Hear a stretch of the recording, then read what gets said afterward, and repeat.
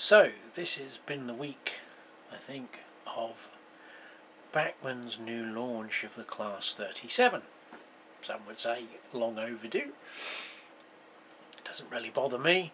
The new 47 came out, so when they announced that there was going to be, it was fairly obvious there was going to be a 37 in the pipeline, and they've probably got it out. Well, they have got it out before Acura Scale, but obviously Acura Scale have already sold their allocation, so it doesn't matter to them that Bachmann are first on the shelf, so to speak.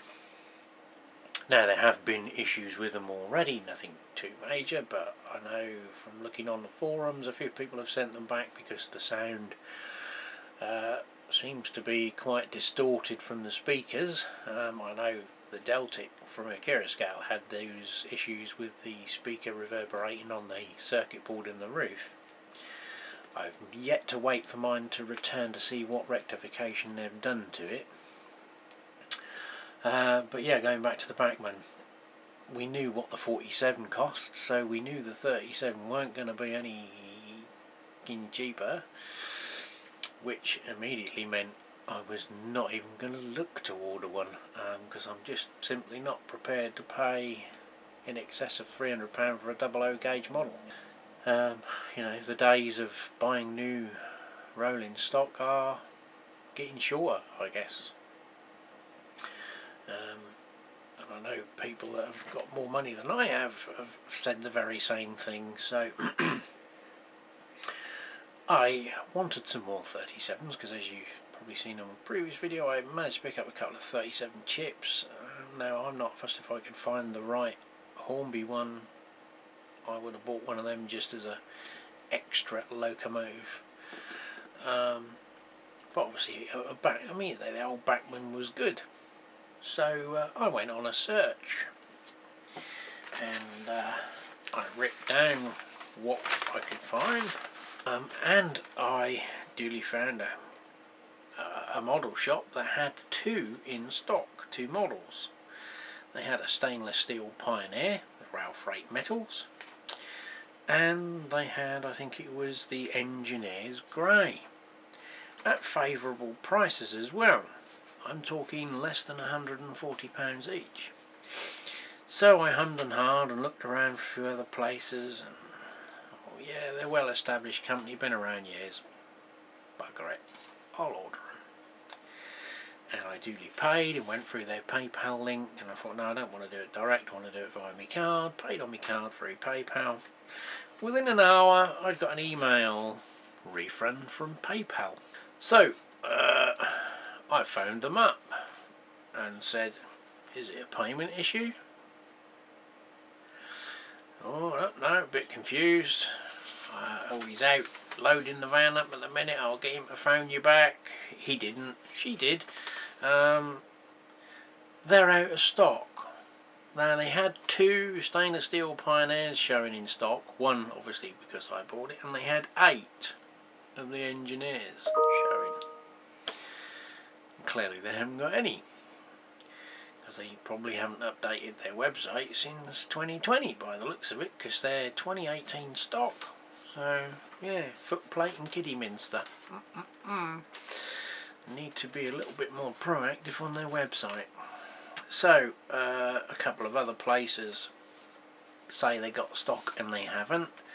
Then you get people like Hattons who just keep everything on the website just so you end up on the website. So I found JDM models.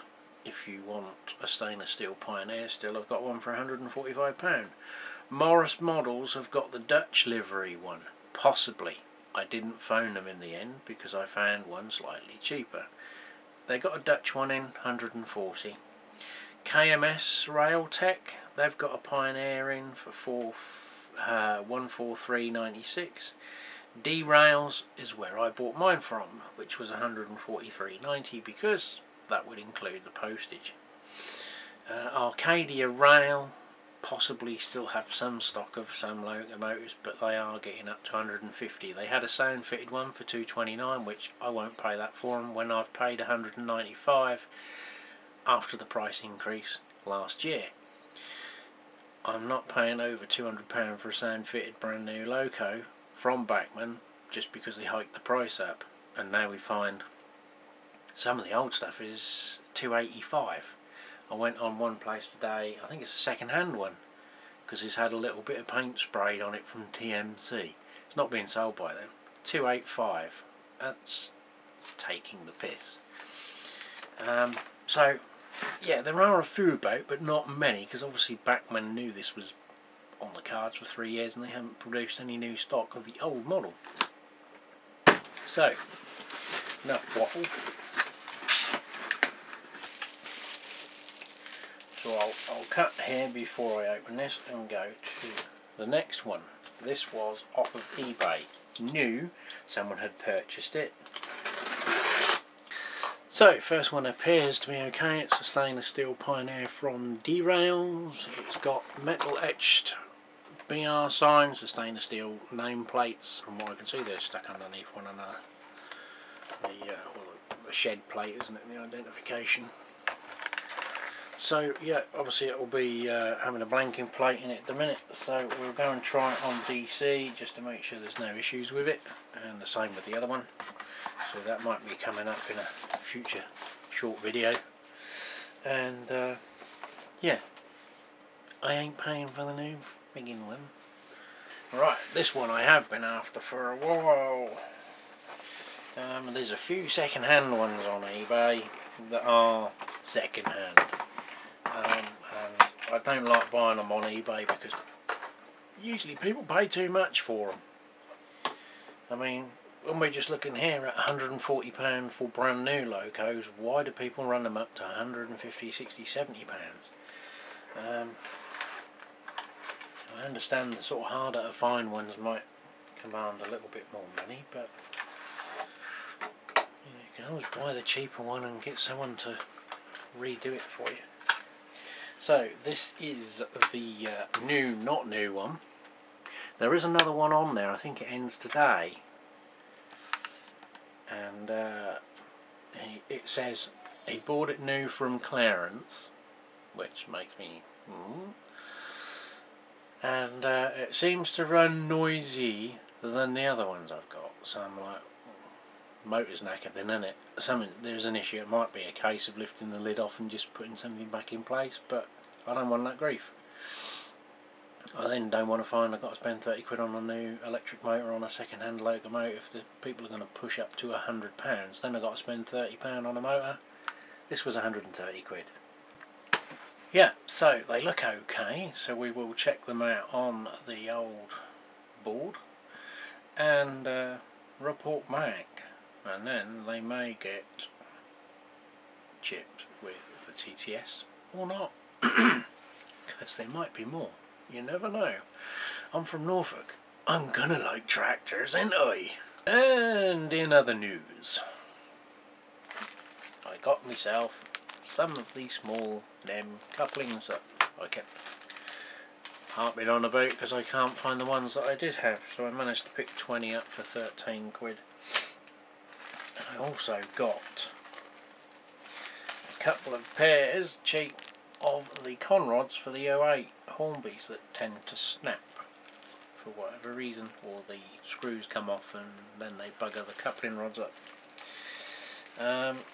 On the premise that there might be one turn up with damage, or I might end up with mine damage, although I don't know whether these are the same type, but they were cheap enough to have for put in the spares box. So that was okay, and that manky coal load I had in that wagon the other week, I managed to soak it and dig it all out because it just looked like rubberised coal. There was that much PVA in it. I did try and re-glue and set this little piece because it snapped, and in the end I've used super glue. That UV resin glue is complete crap. It doesn't adhere to anything. Even if you do manage to get it to set, it's got no bonding strength whatsoever. So that'll go in a box. I might slam them on for pulling round because I still yet to go out there and do. some camera work with some wagons on some of the locos rather than just video a train going round doing with no train. So going back to the Bachmanns, 130 quid, I think it was £6 postage. No, £5.50. £5.50 is postage. So I've basically got it for £5.50 postage, and no, it was 134, so I paid 14 quid for it. Well, £21. How did I do that? I changed my bank and got 125 quid. I changed from the Halifax, who have been in the news recently for their controversial opinions towards the use of pronouns for their staff, and there was a bit of a social media backlash. I couldn't give two hoots what you call yourself or what you do with your body parts. I just like you to be open on a Saturday, which you're not, and I'd also like you to be open after 3 o'clock on a friggin' afternoon, which you're not. And your attitude towards customers with if you ain't happy, go to another bank. So I did. Thank you. So I transferred to Nationwide Building Society, got 125 quid for the privilege. So thank you, it paid for a Bachmann. Well, a little purchase for the 3D print escapade. I still yet to use it, but this came up. I've been looking at cheap options, and I found these varying from about 20, 30, 40, 50 pounds even, depending on what name's stuck on the side. Appears to be some kind of foam plastic panelling. I've got something similar as a bathroom cabinet, very cheaply made really. Managed to find one for £20. They were ex-stock, being sold by a charity shop, but I managed to pick up a 15% discount voucher off of eBay, so I got it for £16.99. So it should have a basic UV light. I thought, well, if it ain't a lot of copper, I can always get another set from China and add to it, and it should have a turntable as well. So this is for when you print your models, you have to put them in a UV light to harden the resin. So I'll just give it a little assemble and see what it's like. So here it is. It wasn't a polyfoam construction, it's actually acrylic panels. It's similar to one I've seen. I think probably they're made in China under many guys' names, and it's the same product.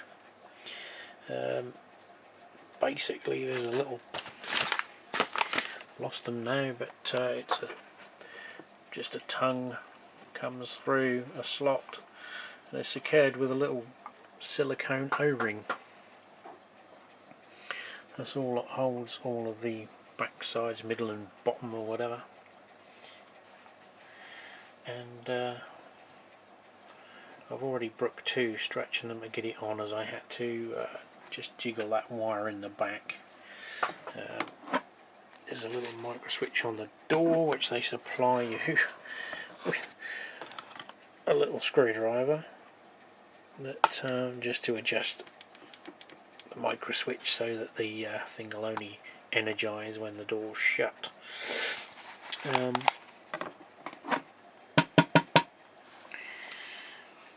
So you just get a mains transformer, 12 volt, goes in there.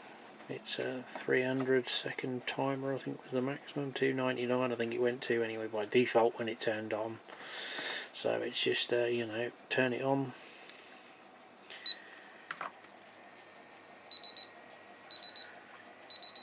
and that kicks in at about 4 seconds, and yeah, however long you need for your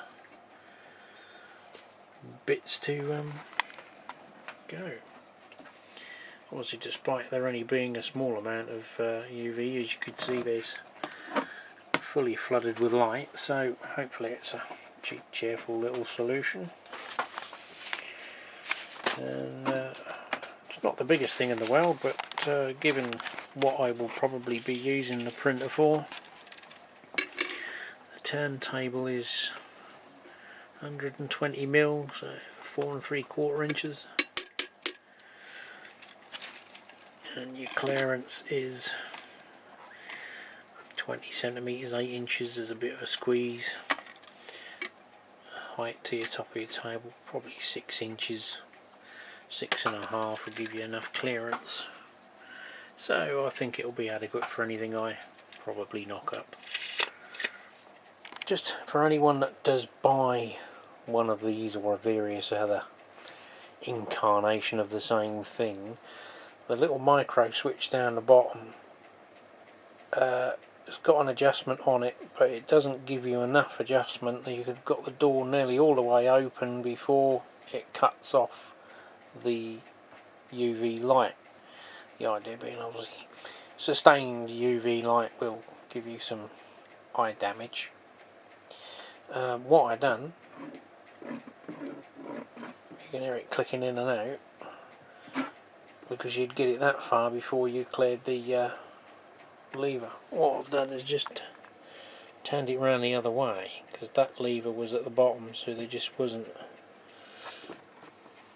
you were here before it hit. Now the door has got to be literally shut before the light will turn on.